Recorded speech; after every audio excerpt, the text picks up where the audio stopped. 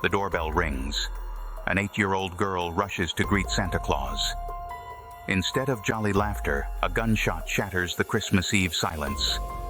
This is how the Covina Massacre began. In the next 20 minutes, we'll guide you through the 5 acts of this Christmas tragedy. From a family gathering to a night of unimaginable horror, witness how one man's thirst for revenge forever changed multiple lives. Welcome to the abyss of crime, where we explore the darker side of humanity. Join us as we unravel this chilling tale of Yuletide terror. Subscribe now to delve deeper into meticulously investigated and compellingly told true crime stories that challenge our understanding of human nature. In the San Gabriel Valley, Covina, California, embodied the quintessential American suburban dream.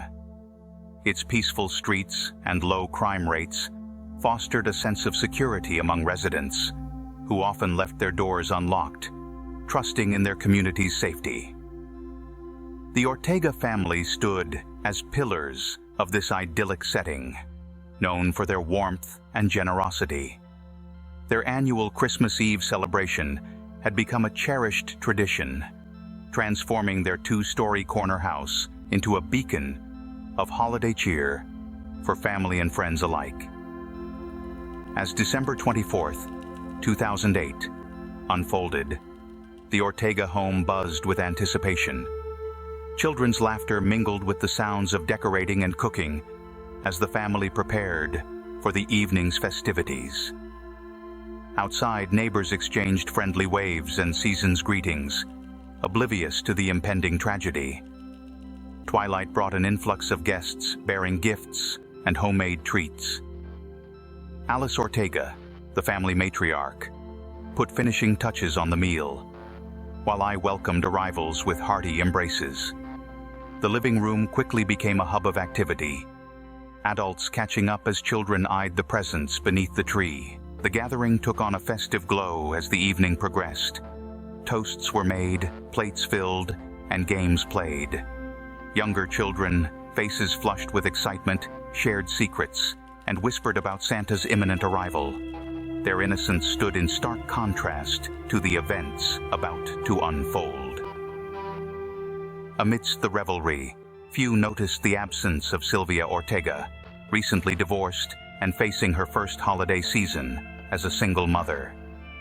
Her story, a thread of melancholy in the tapestry of celebration, hinted at the complexities lurking beneath the surface of even the most picture-perfect families. As midnight approached, an air of expectancy settled over the party. Parents exchanged knowing glances, savoring moments of pure childhood wonder. The festive atmosphere peaked, a crescendo of joy unaware of the discordant note about to be struck. Suddenly the doorbell chimed, cutting through the merriment. An excited hush fell over the room as all eyes turned toward the entryway. A young girl, her face alight with joy, rushed to answer the door, certain that Santa Claus had come to bring Christmas cheer. The door swung open, revealing a figure that would shatter the innocence of Christmas forever. What drives a man to transform from a respected member of society into an agent of unthinkable horror? The answer lies in a spiral of loss, rage, and a meticulously planned act of vengeance that would leave an entire community reeling. Bruce Pardo, the man behind the Santa suit, was once married to Sylvia Ortega and had been part of their family's traditions. However, beneath his seemingly normal exterior, a storm was brewing. The 45-year-old aerospace engineer had recently endured a bitter divorce, finalized just 6 days before that fateful Christmas Eve. The proceedings had left him financially and emotionally devastated. With court orders to pay substantial spousal support he could ill afford, Pardo's discontent was further intensified by the loss of his job at ITT Corporation due to fraudulent billing practices. These twin blows, the dissolution of his marriage and the end of his career, had pushed him to the brink.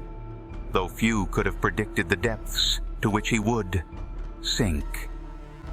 To those who knew him, Pardo had long been involved in the community, serving as a longtime usher at Holy Redeemer Catholic Church. Friends noted a change in his demeanor following his marriage to Sylvia, observing that he had become cold and distant. Yet even this shift gave no indication of the violence to come. In the weeks leading up to Christmas, Pardo's preparations took on a sinister tone. He acquired multiple firearms and ordered a Santa suit from a costume store, placing a $200 deposit in September. He amassed an arsenal that far exceeded California's legal limits, revealing the extent of his premeditation. Pardo's planning extended beyond weapons. He rented vehicles, packed supplies, and purchased a plane ticket to Illinois, suggesting an intention to flee after his deadly mission. His rental car was even rigged with an explosive device, revealing the depths of his desperation and determination. As Pardo approached the Ortega home on that Christmas Eve, the weight of his intentions hung heavy in the air. The Santa suit, once a symbol of joy, now served as a grotesque disguise for his murderous plot. In one hand, he carried what appeared to be a festively wrapped present. In reality, it concealed a homemade flamethrower. His other hand gripped a 9mm semi-automatic handgun, ready to unleash chaos upon the unsuspecting revelers within. The doorbell chimed, a sound that would forever haunt the survivors. What followed was a scene so horrific, it defied comprehension. How does a family gathering transform into a battlefield in mere seconds? In an instant, the joyful atmosphere of the Ortega home shattered. As the 8-year-old niece opened the door, expecting Santa Claus, she was met with a gunshot to the face. The deafening crack of the 9mm handgun echoed through the house, signaling the beginning of a nightmare. Bruce Pardo, disguised in a Santa suit, moved through the home with deadly purpose, firing indiscriminately at the gathered family and friends. Screams replaced laughter as the reality of the situation set in. Survivors, frantic. Ally, scrambled for safety, diving under tables or fleeing through doors and windows. Some smashed through glass with furniture, leaping from second-story openings to escape the hail of bullets. As Pardo continued his rampage, he unleashed a new level of horror. The gift-wrapped package he carried housed a homemade incendiary device. With cold calculation, he sprayed a flammable liquid throughout the first floor. When the fuel contacted an open flame, an explosion rocked the neighborhood, sending flames shooting skyward. The inferno trapped many victims inside, transforming the once welcoming home into a fiery tomb. The scene, described by one officer as apocalyptic, became a hellish landscape of smoke, flames, and desperation. Family members who had moments ago been sharing holiday cheer now fought for their lives and struggled to save their loved ones from the rapidly spreading blaze. In the span of mere minutes, the tranquil Christmas Eve gathering had morphed into a scene of unimaginable carnage. As suddenly as he had appeared, Pardo fled the burning home, leaving behind a trail of destruction and devastation. 9 lives were extinguished, their futures erased in a senseless act of violence. Inferno, the flames of destruction. As Pardo vanished into the night, he left behind more than bullet holes and bodies. What fiendish creation had he unleashed upon the Ortega family? The answer lay hidden within the flames, a testament to the depths of his meticulous planning and unbridled rage.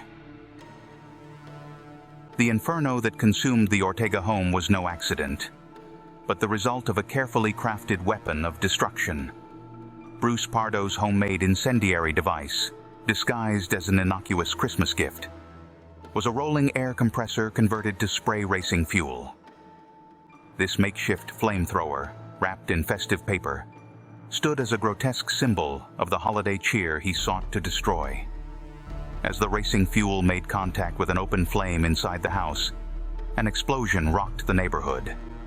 In an instant, the once welcoming family home transformed into a raging inferno.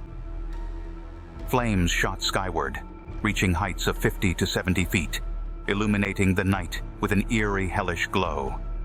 The fire spread with terrifying speed, consuming everything in its path and trapping those still inside. The scene that greeted first responders was one of apocalyptic proportions. Firefighters found themselves facing a monumental challenge as they arrived within minutes of the first 911 calls. The intensity of the blaze, fueled by Pardo's deadly concoction, created a dangerous and chaotic environment.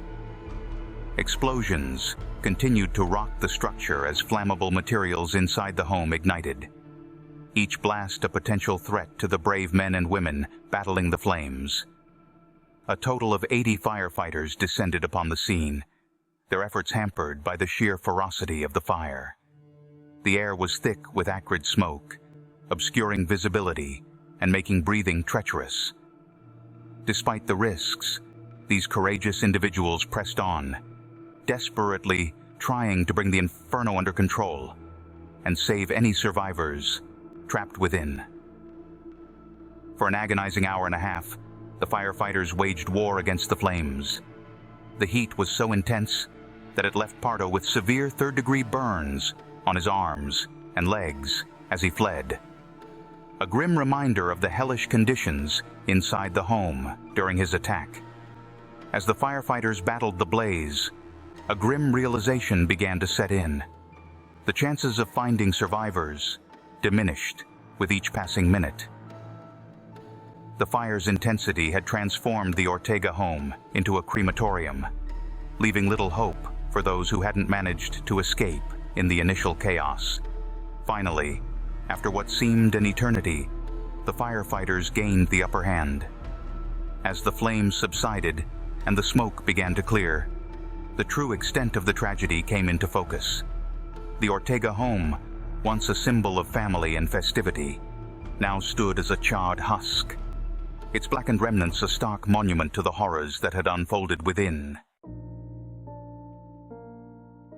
In the ashen aftermath, coroners sifted through the charred debris, uncovering a tragedy far more extensive than initially feared. The grim task of identifying victims began as dawn broke over the devastated Ortega home. Investigators faced unprecedented challenges due to the intense heat of the inferno, relying on dental records and DNA analysis to confirm the identities of the deceased.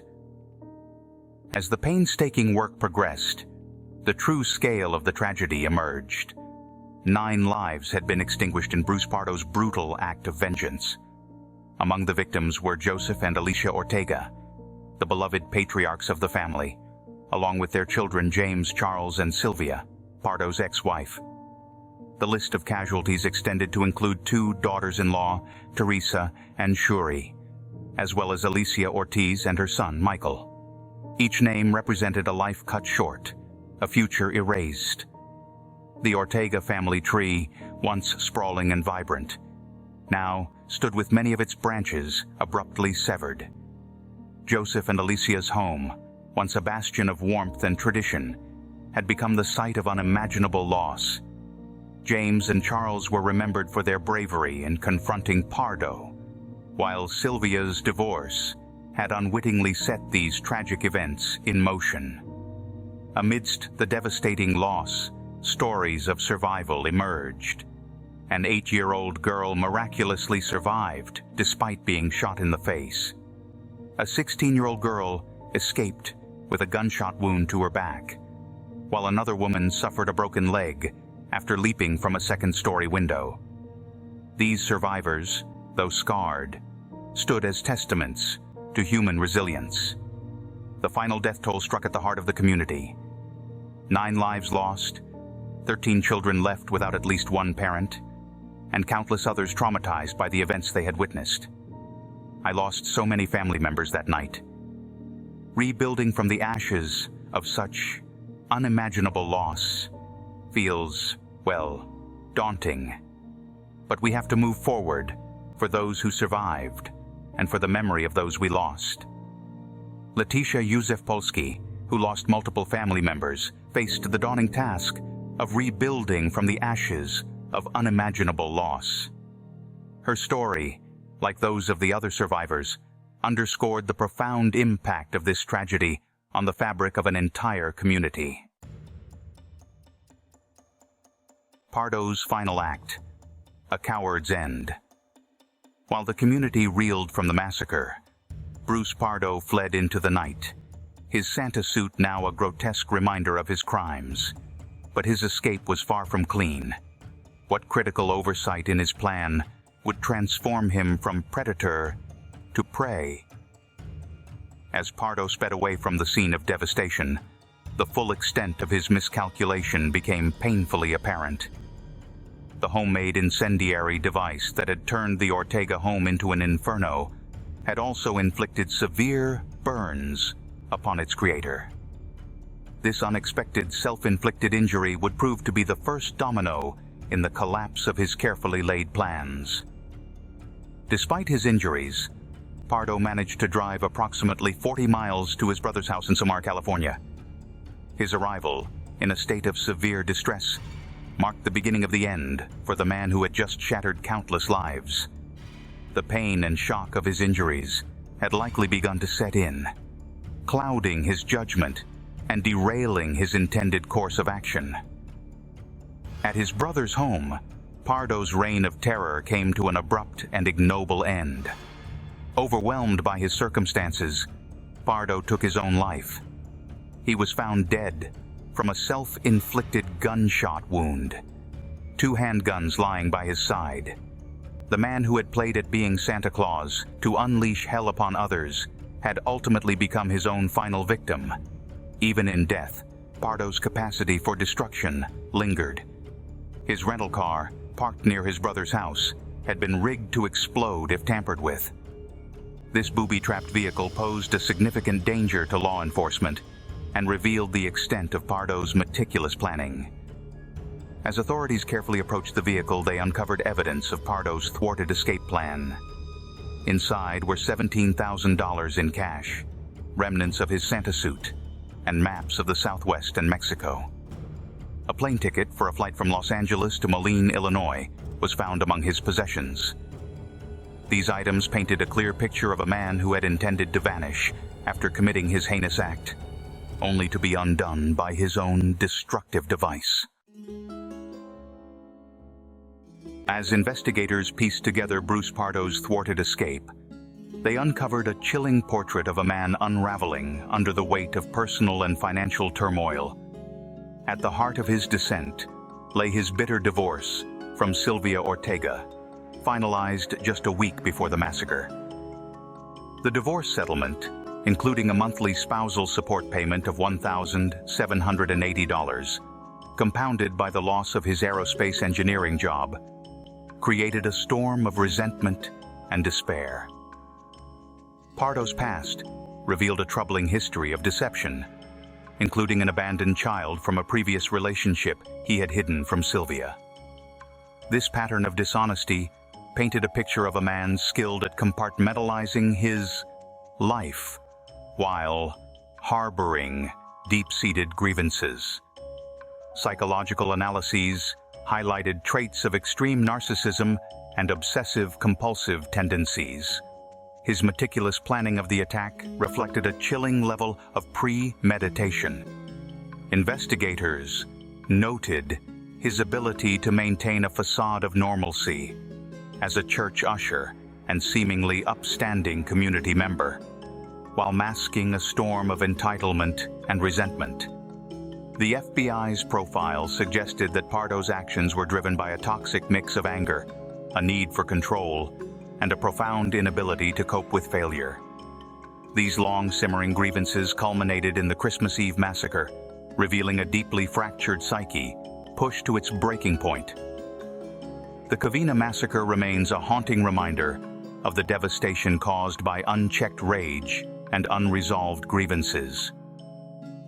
Bruce Pardo's calculated rampage shattered not only lives, but also the illusion of safety and joy typically associated with the holiday season.